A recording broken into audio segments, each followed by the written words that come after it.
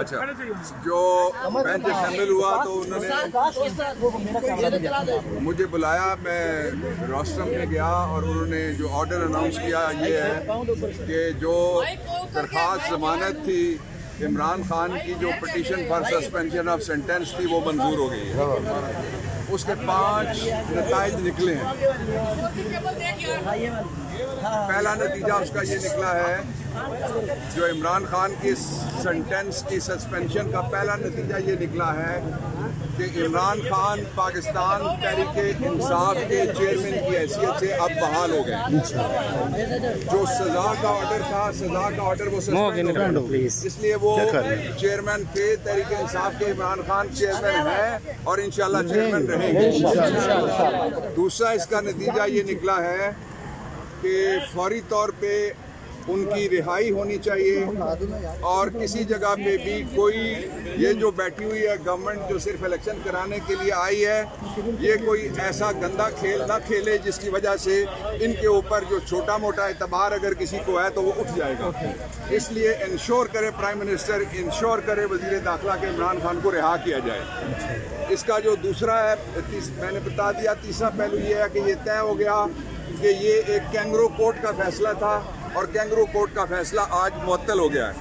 اور چوتھا اس کا جو نتیجہ ہے وہ یہ ہے کہ انشاءاللہ العزیز عمران خان کی رہائی کے بعد پاکستان تحریک انصاف اور قوم الیکشن کی طرف آگے بڑھے گی۔ شکریہ جی۔ اس وقت آپ دیکھ سکتے ہیں chairman P T I Imran Khan کے سینئر وکلا بابر امان صاحب نے بہت ہی خوشخبری سنا دی ہے کہ آج P T I chairman Imran Khan کو اٹک جیل سے رہا کیا جائے گا۔ اس وقت آپ دیکھ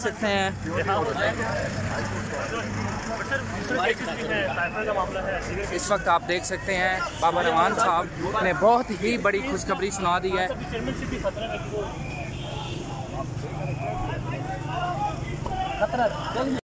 داغ اجالا کوئی نہیں، ان راہوں سا اسرے برسا، بے داغ اجالا کوئی نہیں، اس کو سے قضا کے منظر سا، رنگوں میں ڈھالا کوئی نہیں، کون بچائے گا پاکستان؟ کون بچائے گا پاکستان؟ عمران خان جو جس کے آج اندھیروں کو اور ڈالنے والا کوئی نہیں، ہم نگری ڈھونڈ سکے،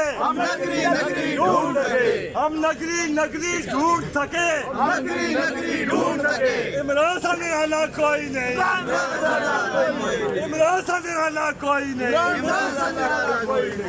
کون بچائے گا پاکستان؟ عمران خان کون بچائے گا پاکستان؟ عمران تیرے جان نثار، عمران تیرے جان نثار، اے جبر کے مارے آنکھ اٹھا، بولو جی، اے جبر کے مارے آنکھ اٹھا، اب دیکھ یہ منظر کیسا ہے، اب دیکھو گرتی دیواروں، طوفان کا تیور کیسا ہے، ان گلیوں سے ایوانوں تک برپا یہ محشر کیسا ہے، عمران خان زندہ باد، ظلم کے